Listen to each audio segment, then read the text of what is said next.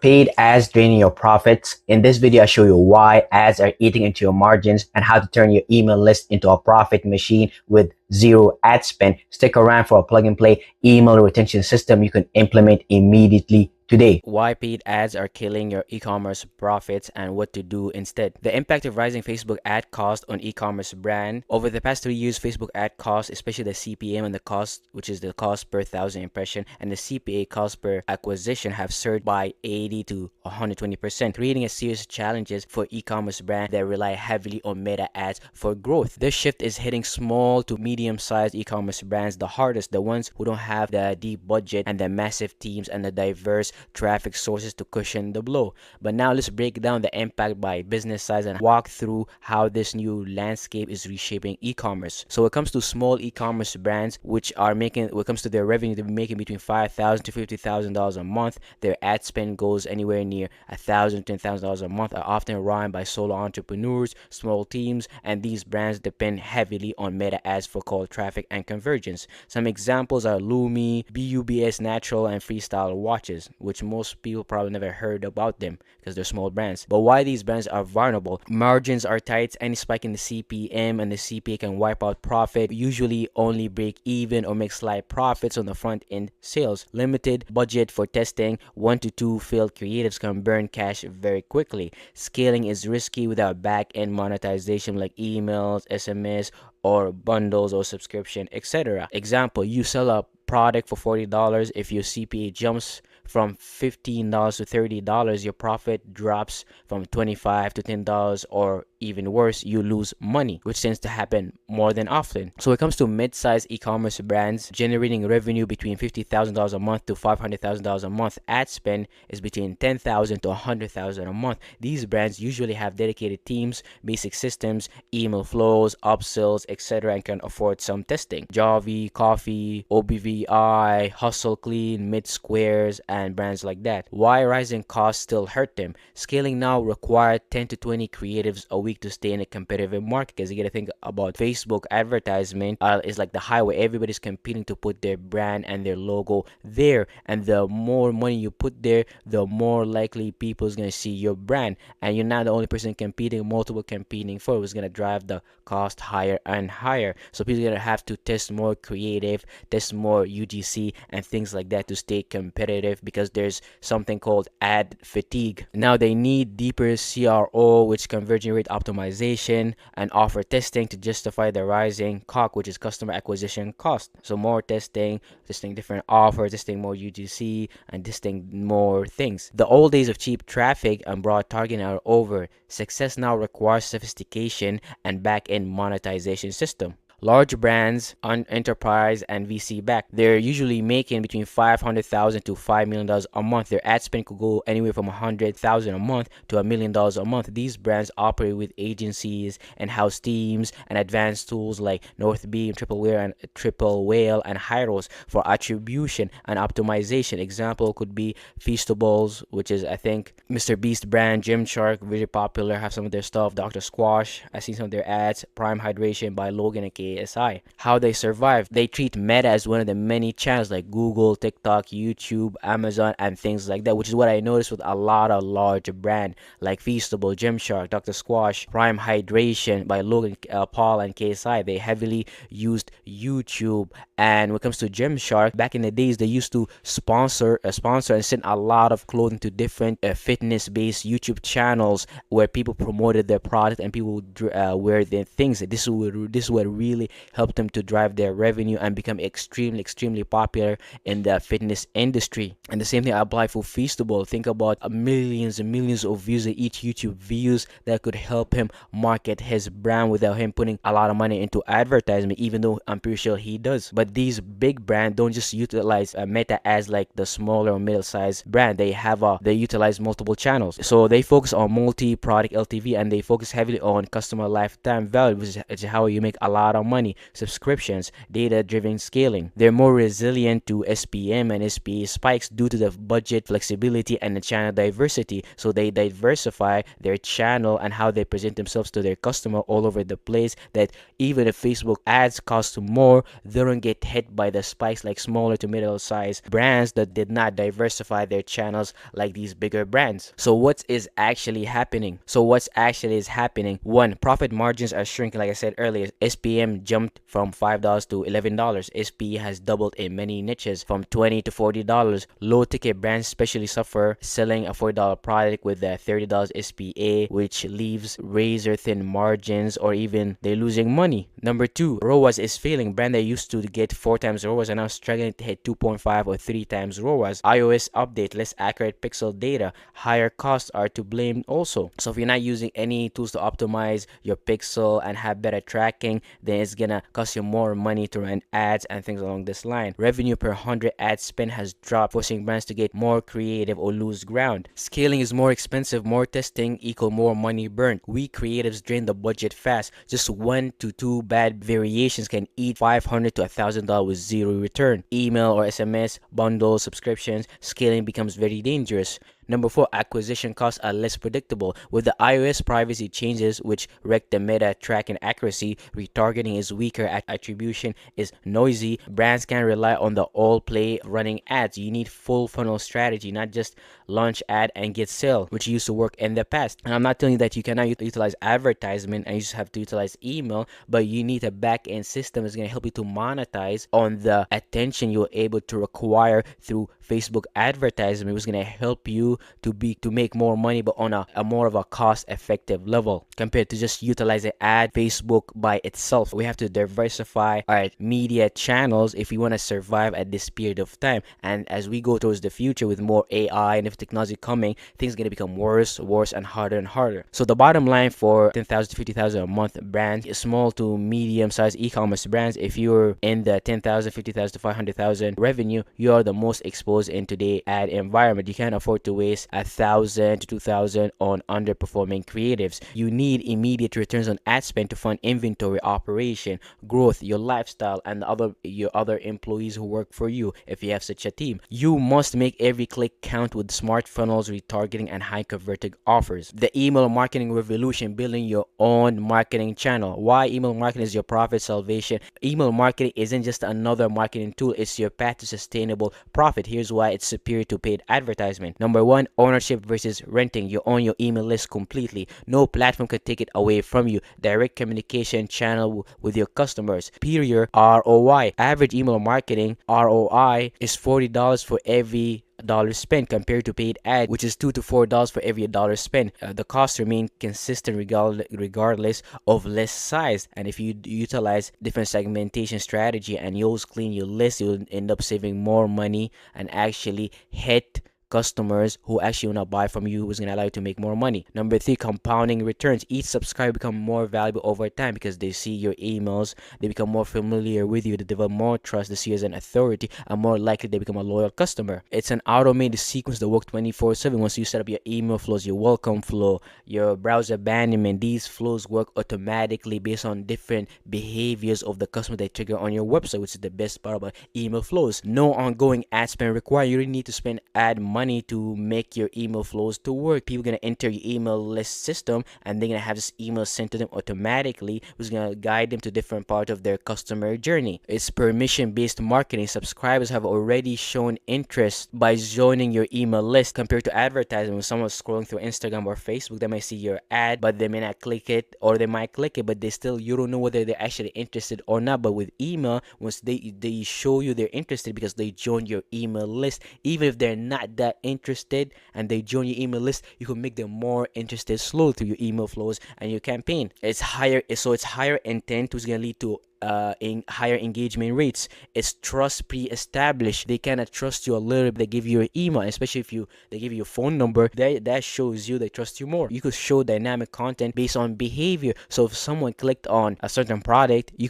could receive an email that could show them the same product. Things like that. Segmentation for targeted messaging. You could segment heavy when it comes to email based on the customer behavior, geography, holiday, how often they viewed your email, whether they're a male or a female, and things like that. It's gonna allow you to write more targeted specific email that target that demographic, is going to allow you to create more money and build a better relationship, since the customer feels like the message you're writing speaks to the exact demographic. And relationship build over time. People appreciate more specific messages that fits demographic as opposed to broad ads that kind of speaks to everybody but at the same time does not speak to nobody. Number 6, time and control. You decide when to send the messages. With ads, you can't do that. You have to depend on Facebook when to show your messages and things like that. But when it comes to advertisement, you send an email. These people receive it the exact time that you decide to send it. Number 6, time and control. You decide when to send them messages. So if you want people on your email list to receive a specific message about a sale, you could send it right now. But when it comes to advertisement,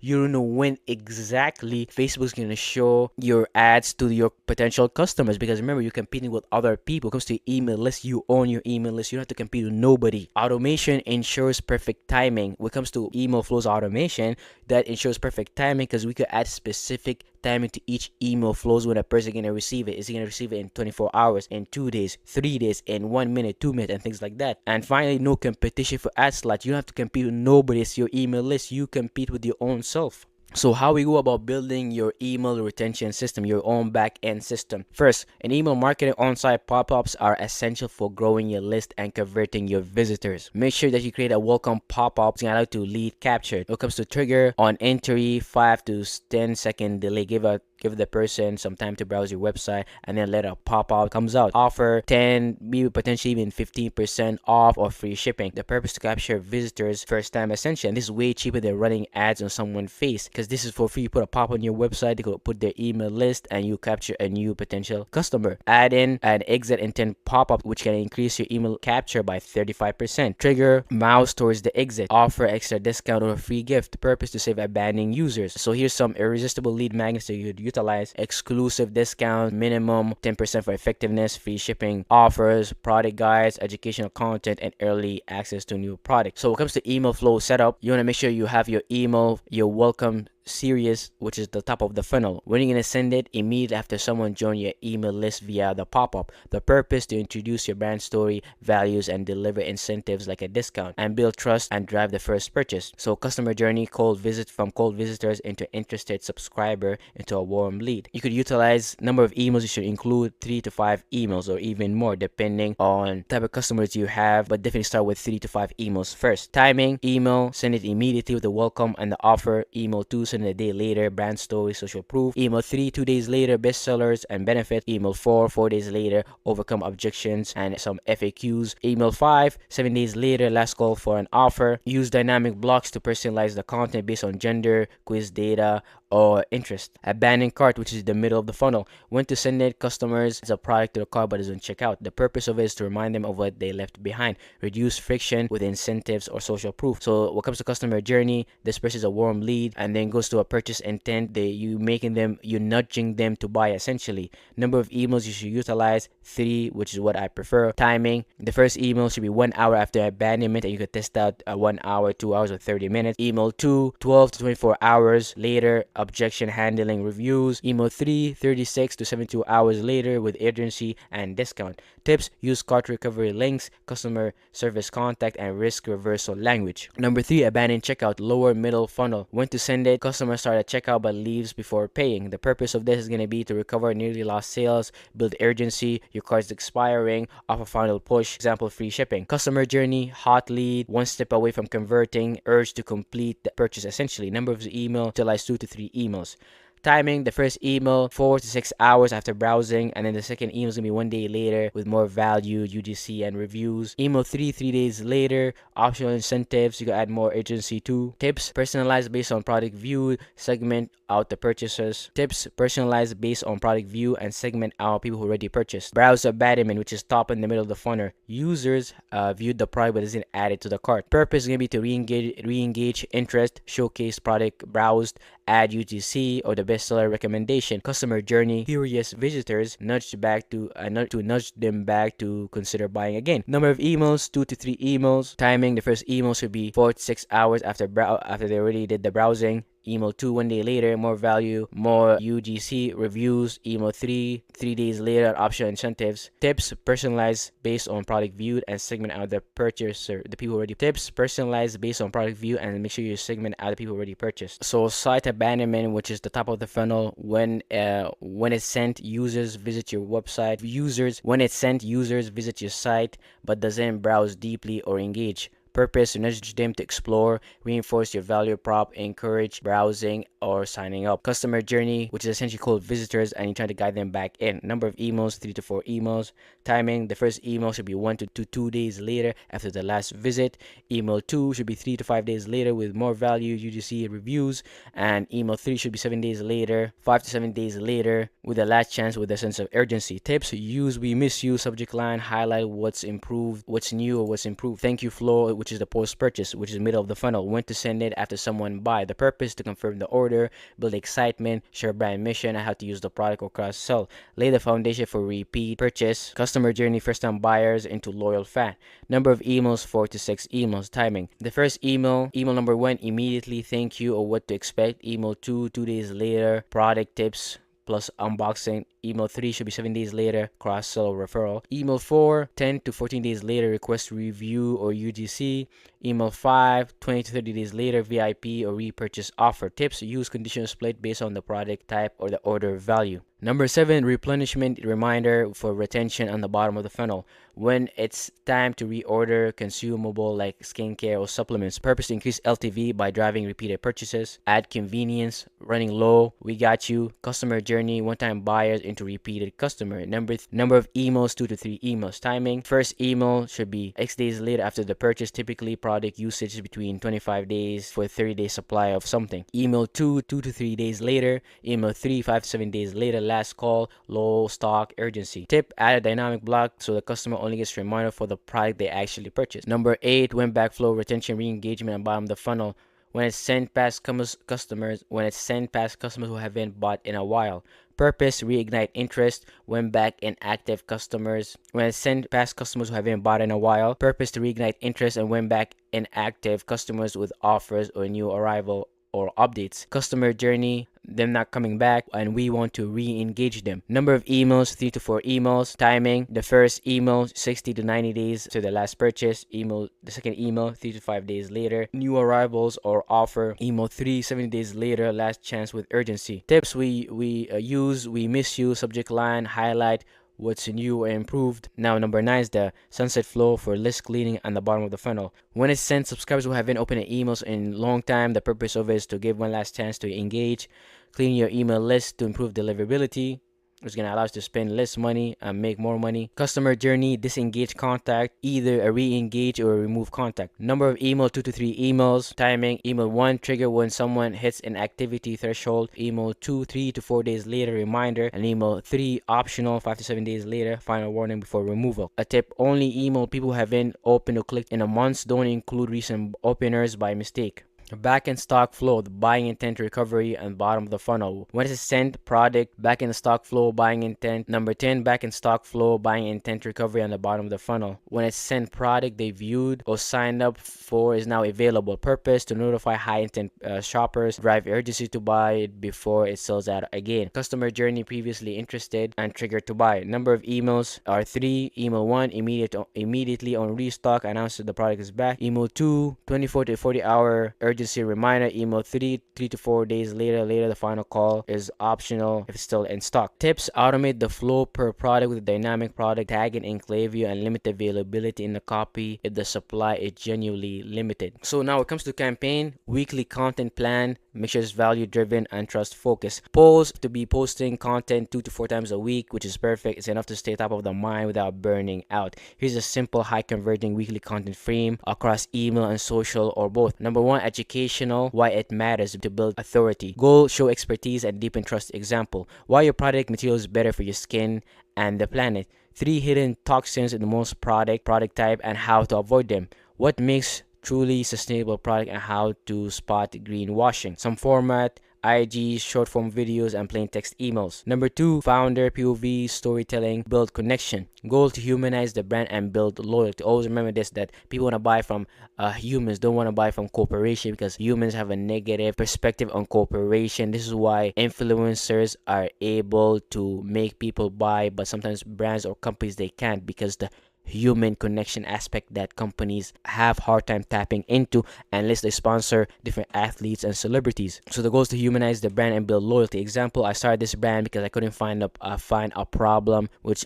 your product solve. Behind the scenes, a process for choosing ethical suppliers. What I wish people knew about this industry insight. Format, reel, selfie, video, email, letter, or a photo, a long caption. Number 3, customer spotlight, a mini study case that was going to allow you to build trust. Goal, show real world result, validate your claim. Example, customer name switched from X product, and here's what happened. How a product helped this customer solve a problem. Before and after 30 days of using our product. Format, testimonial, UGC, video, or an email quote and a photo. Number 4, value nugget, quick tip, engagement, authority. The goal is to stay top of the mind with useful bite-sized content. Example, one quick way to extend the life of your product, or found a favorite way to use the product in summer. Store your product like this to prevent damage. Format could be a static post, story, or text-based email, no pitch. Thanks for watching, and if you're ready to turn your email list into a profit machine and cut your reliance on ads, click the link for the lecture notes and the system down below, which will show you how to turn traffic into loyal, repeat customers without spending another